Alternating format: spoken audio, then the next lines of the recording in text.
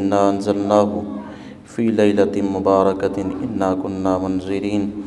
فيها يفرق كل أمر حكيم أمرا من عندنا إنا كنا مرسلين رحمة من ربك إنه هو السميع العليم إن الله وملائكته يصلون على النبي يا أيها الذين آمنوا صلوا عليه وسلموا تسليما اللهم صل على سيدنا مولانا محمد وعلى آل سيدنا مولانا محمد وعلى أصحاب سيدنا ومولانا محمد وبارك وسلم وصل عليه صلاة وسلام عليك يا سيدي يا رسول اللہ۔ شعبان المعظم کی 15ویں رات آنے والی ہے اور یہ رات بڑی عظمتوں اور برکتوں والی ہے، رفتوں والی ہے، اور اس رات کو اللہ کی عبادت میں ہمیں گزارنا چاہیے۔ کوشش کرنی چاہیے پہلے سے نیت فرما لیں کہ ہم نے یہ رات اللہ کی عبادت ضرور کرنی ہے اور اللہ کی رضا اور خوشنودی حاصل کرنی اور اللہ کی بارگاہ میں توبہ و استغفار کرنا ہے، اللہ سے معافی مانگنی ہے اور اپنے گناہوں کی بخشش چاہنی۔ اللہ تعالیٰ نے بندہ مومن کی بخشش کے بہت سارے ذرائع رکھے ہیں۔ کچھ ذرائع جو ہیں وہ بندہ استعمال کر لے اگر ان میں سے تو انسان کی بخشش ہو جاتی ہے، جیسا کہ کچھ دن ایسے ہیں جن میں دعا قبول ہوتی ہے۔ جمعۃ المبارک کے بارے میں آیا کہ جمعۃ المبارک میں ایک ایسی گھڑی ہے جو اللہ کی بارگاہ میں مقبول ہے، اور جو دعا اس ٹائم پہ مانگ لی جائے اللہ اسے قبول فرماتا ہے، رد نہیں فرماتا۔ اسی طرح بعض راتیں ہیں جن راتوں کو اللہ نے بڑی فضیلت بخشی ہے، جن میں سے شب برات بڑی اہمیت اور فضیلت کی حامل ہے، پھر شب قدر ہے، پھر یہ عیدوں کی راتیں ہیں۔ تو اللہ تعالیٰ ان راتوں میں دعاؤں کو قبول فرماتا ہے، اور یہ بخشش کے بہانے ہیں۔ یعنی بندہ یہ نہ کہہ سکے کہ مجھے موقع نہیں ملا تھا توبہ کرنے کا، یا میرے پاس وقت نہیں تھا مجھے کہ میں عبادت کر سکوں اور اللہ سے کچھ مانگ سکوں۔ یہ اللہ تعالیٰ نے راستے سب انسان کے لیے رکھے ہیں اس کی بھلائی کے لیے، کہ وہ اللہ سے مانگ لے اور اللہ کی بخشش اور مغفرت چاہ کے وہ دنیا اور آخرت میں سرخرو ہو جائے۔ تو یہ رات جو ہے بڑی اہمیت، فضیلت، برکت کی حامل ہے۔ اس کے بارے میں آتا ہے کہ کلام مجید فرقان حمید جو ہے وہ لوح محفوظ سے پہلے آسمان پر اتار لیا گیا تھا، اور پھر شب قدر میں 27ویں شب میں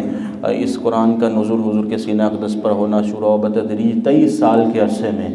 قرآن مجید فرقان حمید جو ہے اس کا مکمل حضور علیہ الصلوۃ والسلام کے سینہ اقدس پر نزول ہوا۔ تو یہ رات اس وجہ سے بھی بڑی برکت کی حامل ہے کہ نزول قرآن ہوا ہے، لوح محفوظ سے قرآن مجید کو اتار لیا گیا تھا اس رات میں۔ اور پھر بڑی اہمیت کی جو بات ہے کہ اس میں اللہ جل شانہ اس رات میں فرشتوں کو ان کے کام جو ہیں وہ سونپ دیے جاتے ہیں کہ تمہیں یہ کام پورا سال سر انجام دینے ہیں، تو ان کی ڈیوٹیاں لگا کر ان کو زمین پر بھیج دیا جاتا ہے، یعنی پکے فیصلے کر لیے جاتے ہیں کہ یہ کام ضرور کیے جائیں گے۔ حدیث شریف میں آتا ہے کہ جس شخص کے گھر میں اولاد ہونی ہے وہ لکھ دی جاتی ہے کہ اس رات میں فلاں شخص کے ہاں یہ بچی پیدا ہوگا۔ یعنی اولاد کے حوالے سے بھی بڑی اہمیت کی حامل یہ رات ہے۔ اس میں اولاد کے حصول کے لیے دعا ضرور کرنی چاہیے، کیونکہ اس میں فیصلہ کیا جاتا ہے اس رات میں کہ کس کس کو اولاد دینی ہے اور کتنی دینی ہے اس سال میں۔ تو اس حوالے سے جو بے اولاد لوگ ہیں وہ ضرور دعا فرمائیں اس رات میں اپنی اولاد کے لیے، جو صاحب اولاد ہیں اپنی اولاد کی بہتری کے لیے اور ان کی دنیا اور آخرت میں فلاح و کامیابی کے لیے دعا ضرور فرمائیں۔ اور پھر رزق لکھا جاتا ہے، حضور فرماتے ہیں کہ اس حوالے سے بھی اہمیت کی حامل ہے کہ رزق جتنا جس کو دیا جانا ہے کم از کم ایک سال میں وہ لکھ دیا جاتا ہے، اور اس کی ڈیوٹی لگا دی جاتی ہے کہ فلاں ٹائم میں وقت میں اس کو فلاں رزق کی شکل میں یہ چیزیں پہنچا دی جائیں۔ فرشتوں کو یہ ڈیوٹی لگا کر سونپ کر زمین پر بھیج دیا جاتا ہے۔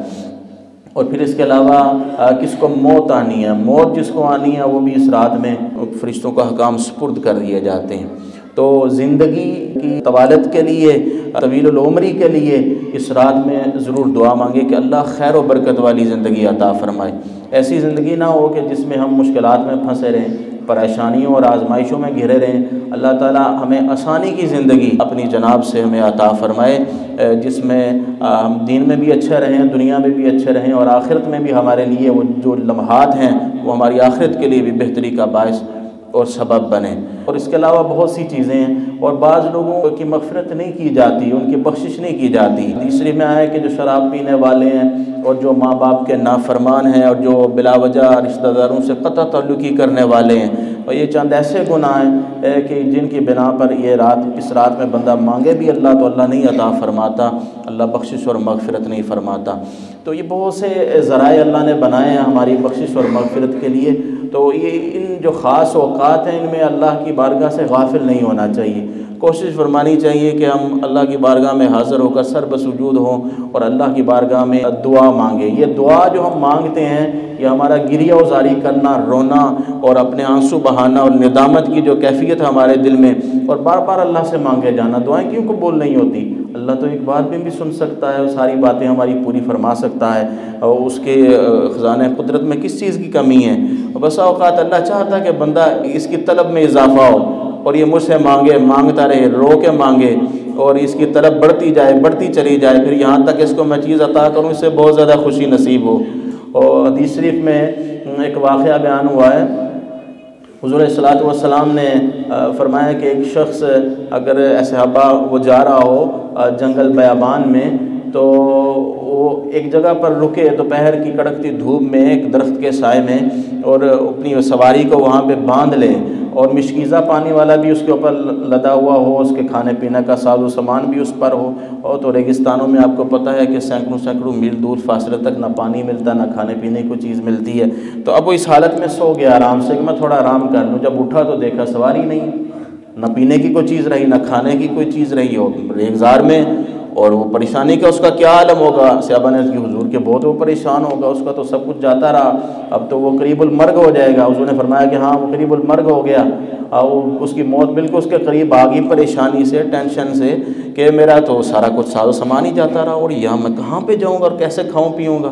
تو اس کیفیت میں حضور صلی اللہ علیہ وسلم فرماتے ہیں کہ وہ مرنے کے لیے تیار ہو گیا بالکل، کہ اب بس میرے آخری سانس ہے۔ اس نے آنکھیں بند کر لی ٹیک لگا کے درخت کے ساتھ کہ بس اب میری موت ہی ہے، میں زندہ نہیں رہ سکتا، اسباب میرے جو تھے زندگی کے وہ جاتے رہے، تو اب میں کیا کروں گا؟ اسی کیفیت میں فرماتے اسے اونگ آتی ہے، جب پھر وہ آنکھ کھولتا ہے تو اس کی سواری اس کے سامنے موجود ہوتی ہے۔ تو حضور فرماتے ہیں کتنی خوشی ہوئی صاحب، حضور بہت خوشی ہوگی اس کو کہ ہر چیز اس کی واپس مل گئی اس کو، اور وہ مرنے کے لیے تیار تھا، اللہ نے دوبارہ زندگی بخش دی اس کو۔ حضور صلی اللہ علیہ وسلم فرماتے ہیں کہ جب اللہ کے در سے بھاگا ہوا اللہ کے در پہ واپس لوٹتا ہے اور توبہ